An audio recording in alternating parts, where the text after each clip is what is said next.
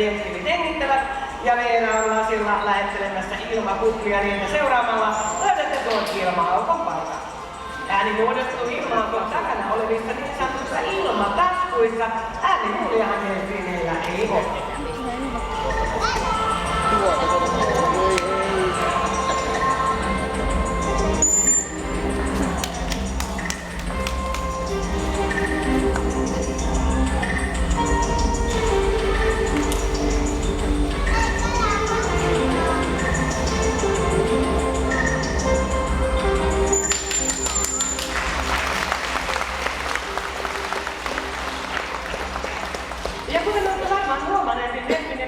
Kauniin kaksijakoinen tuntempi selkävä lämpimatsa, toimivat luonnossa oivallisena suojavärityksenä, auttaen delfineitä saalistamaan, mutta myöskin tarkenemaan omia saalistajia, mutta tuolla luonnossa ovat miekkavalat ja häät.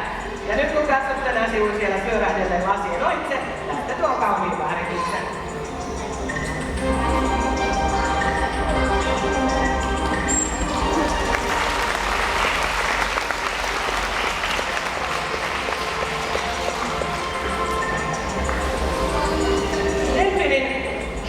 Mahdollistaa korkeat hypyt ja nopean uinnin.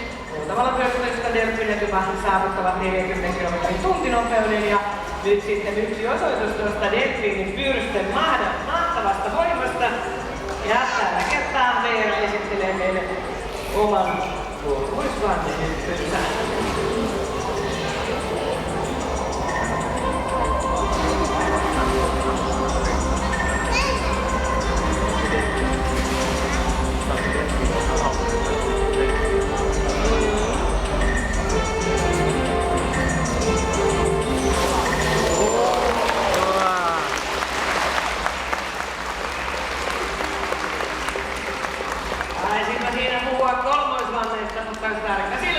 Varmaan huomasivat, että vanteitahan oli 4.